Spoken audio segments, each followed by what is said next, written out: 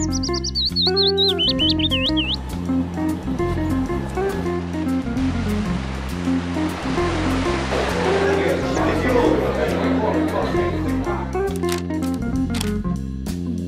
pessoal, o Livro Aberto está começando. No programa de hoje, no primeiro bloco, a gente recebe o Denis Radins, ele é escritor e editor, vai falar sobre o Cruz e Souza, em particular sobre essa obra editada pela editora da UFSC, Os Últimos Sonetos do Cruz e Souza, o grande poeta catarinense, talvez catarinense, não é?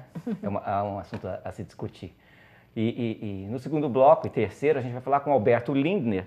O Alberto é autor de Vida Marinha de Santa Catarina, organizador, na verdade, um guia da fauna marinha do estado de Santa Catarina, um livro belíssimo que a editora acaba de lançar. A gente vai conversar mais sobre isso daqui a pouquinho. Então, Simone, vamos começar com o Denis. Né? Então, Denis, um prazer te receber aqui. Vens falar então sobre Cruz e Souza, especialmente esse livro, Últimos Sonetos, mas sobre a obra dele em geral, né? E a gente sabe, né, por isso te convidamos, a gente sabe do teu interesse pelo autor, quer dizer, para além da tua própria experiência como escritor, existe esse particular interesse pelo Cruz e Souza, então um escritor que agrada a outros escritores. Eu queria que você falasse um pouco dessa ligação tua com Cruz e Souza. Existe uma empatia que vem desde a pré-adolescência, né, naqueles manuais escolares, quando se toma contato com a literatura de um modo bem primário, enfim, me encantou o poema Violões que Choram, aquela sinestesia toda, né, dos instrumentos que iam se confundindo, sim, a música verbal que o Cruz e Souza tinha, e esse encantamento permaneceu pela vida toda. Embora seja um autor tido como difícil, eu consigo identificar no Cruz e Souza vários dos temas que atravessaram a literatura brasileira, né? Ao contrário também do que se diz de que seria um poeta simbolista, para além do poeta simbolista, há vários outros poetas na mesma obra, né?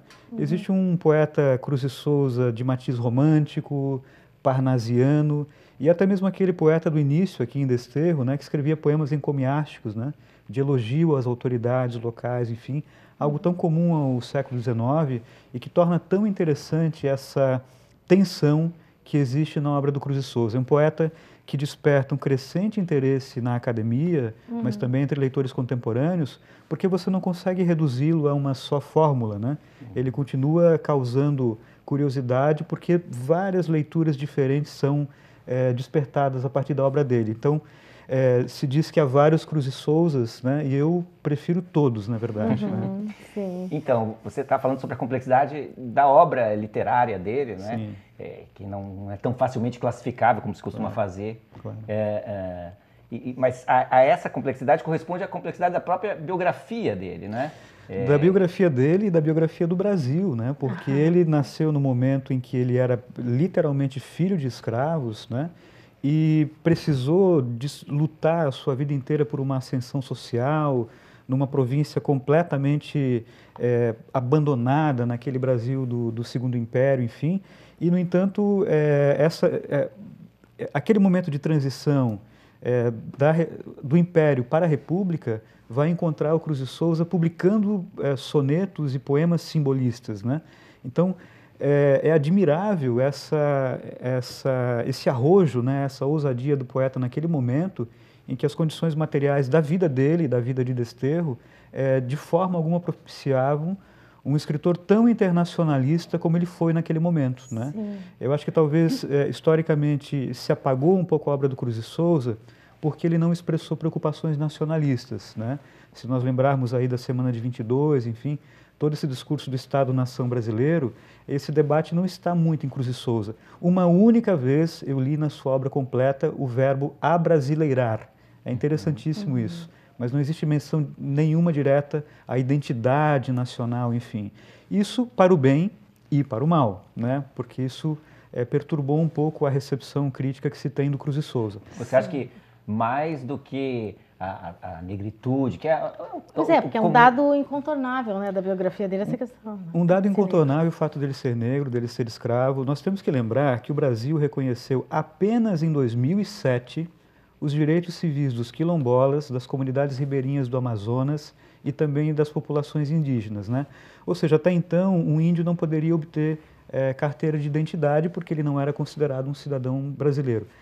Falando de 2007, que dirá os anos 80, do século XIX, né? Eu acho que isso não só atravessa a tragédia que foi a vida do Cruz e Souza, como também diz muito desse desrespeito profundo entranhado na mentalidade portuguesa, né?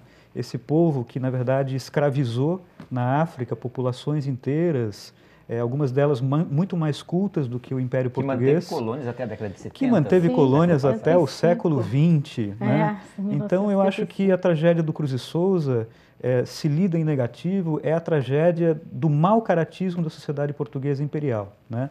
Então, e do colonialismo mais particularmente. E do colonialismo em qualquer época, em qualquer nação. Né? Então, como se diz, né, não se descende de escravos, não. Descende-se de povos que foram escravizados. Na verdade, eles originariamente não eram escravos. Claro. Né? Eram identidades culturais, como o Wellington Farias Alves identifica muito bem na sua biografia Dante Negro do Brasil. O Cruz e Souza seria de origem banta, né? Uma população extremamente sofisticada culturalmente, né? Há sempre essa tentativa de branquear o Cruz e Souza, de dizer que ele teve uma ascensão cultural porque os seus pais adotivos brancos, o Marechal Guilherme, lhe propiciou. O Wellington Farias Alves prova que quem custeou os estudos de Cruz e Souza e do seu irmão foi o seu pai, também chamado Guilherme, o escravo, o pedreiro, que tinha consciência de que os filhos ascenderiam pela educação. Isso é belíssimo. E é uma nova visão sobre a vida do Cruz e Souza que está sendo resgatada agora no século XXI, apagando alguns erros da sua biografia, como aquele mais famoso de todos, o de que ele teria sido aluno do Fritz Miller, este personagem maravilhoso do século XIX, que eu também estudei. Acabei publicando os poemas infantis do Fritz Miller, né, um naturalista alemão, correspondente de Charles Darwin, que foi professor no Liceu Provincial em Florianópolis, e que os biógrafos todos, inclusive Paulo Leminski, diz: Cruz e Souza foi o brilhante aluno negro, o aluno de Fritz Miller. Não, foi um outro brilhante aluno negro, que foi aluno de Fritz Miller. Havia mais de um, não é? Que o Fritz Miller faz referência numa carta ao seu irmão, na Alemanha, né? Fala, olha, contrariando todas as teorias eugenistas europeias, né? O negro não é uma raça inferior. Eu tenho um aluno genial, etc. E é conhecido, né, a defesa do Fritz Miller, inclusive dos índios, né? Fritz Miller defende muito populações, o que era absolutamente incomum para a mentalidade europeia da época, né? Ele era um cientista muito, muito fantástico. Mas eu quero concluir dizendo que não é por ter sido aluno de Fritz Miller que Cruz e Souza foi brilhante. Ou apadrinhado pelos brancos tais pelo Marechal Guilherme. Se tivesse sido aluno de Fritz Miller, maravilhoso, mas não foi. Isso não... do seu pai, o estudo. Isso não decresce o valor do Cruz e Souza. E também não aumentaria o valor do Fritz Miller. São duas figuras extraordinárias. Na minha humilde opinião, são as duas figuras mais extraordinárias que Santa Catarina produziu no século XIX. Eu, até por essa razão, estudo ambos, né? E acredito que o Cruz e Souza, prefiro chamá-lo de João da Cruz, né? Mesmo porque esse Souza ele também herdou do Marechal Guilherme, é o sobrenome português que os escravos herdavam do senhor, né? Do senhor de escravos. Este João da Cruz, um poeta tão extraordinário em qualquer língua, em qualquer época, era filho de escravos e lutou, né, a sua vida inteira para conseguir fazer com que a sua obra fosse minimamente reconhecida, né? Vamos falar brevemente sobre os últimos sonetos. Qual é o lugar desse livro em particular, editado pela Edufsky, na obra geral do Cruz e Souza? Este livro foi publicado póstumamente, né? Foi publicado pelo seu amigo Nestor Vitor em 1905.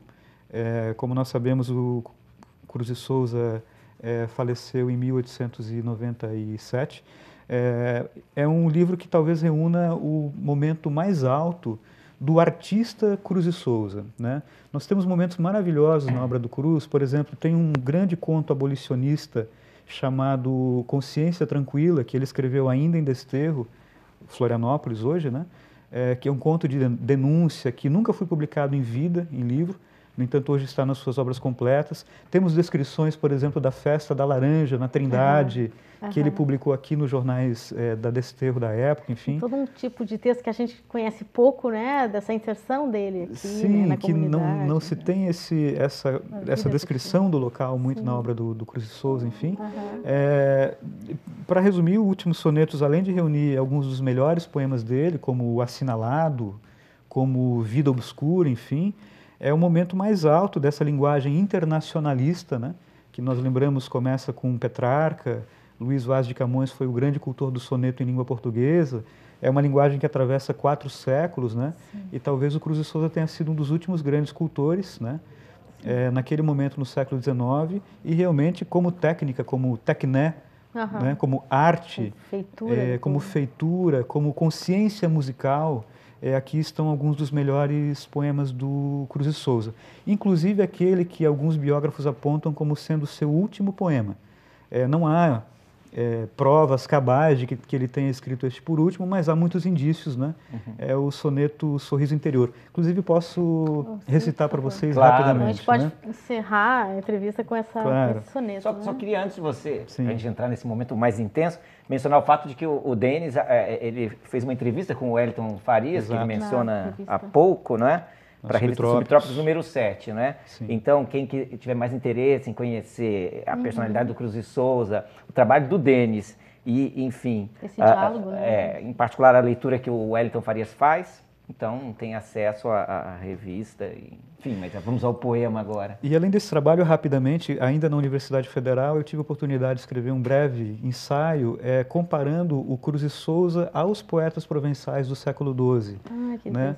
Através da filosofia do George Agamben, o quanto o Cruz de Souza não era um poeta localista, ele estava dialogando com temas universais de vários séculos anteriores, enfim, né? Um poeta absolutamente sofisticado para aquele momento, né? E hoje, quando se disputa, né, o Cruz de Souza, ou pelo movimento negro, ou pelo movimento dos poetas mais formalistas, enfim, eu acredito sinceramente que ele pertence a todos eles, né? Ele foi tudo isso ao mesmo tempo, um poeta abolicionista, um grande cultor da forma, né, no nível do Mallarmé, como se diz, como o Roger Bastide afirmou, etc. Mas claro que num outro momento, num outro país, né, com uma outra língua, não poderia jamais chegar às altitudes que o Mallarmé chegou. O Mário de Andrade falava que era 300, 350, o Cruz de Souza foi uns 500, mais ou menos. Com certeza, A complexidade dele, eu acho que é o que fica para nós. Cada leitura nova da obra do Cruz de Souza, você descobre algum elemento que não tinha percebido. É um escritor difícil, com certeza, né? Mas eu acredito que a dificuldade tem a sua beleza e o desafio talvez responda pelo fato dele continuar interessando tanto agora no século XXI, talvez mais até do que no século XX, né? É verdade. Sim, isso. Vamos então, ao poema. Por favor. Chama-se Sorriso Interior, talvez o último soneto de Cruz de Souza, né? O ser que é ser e que jamais vacila, nas guerras imortais entra sem susto. Leva consigo este brasão augusto do grande amor, da grande fé tranquila. Os abismos carnais da triste argila, ele os vence sem ânsia e sem custo. Fica sereno num sorriso justo, enquanto tudo em derredor oscila.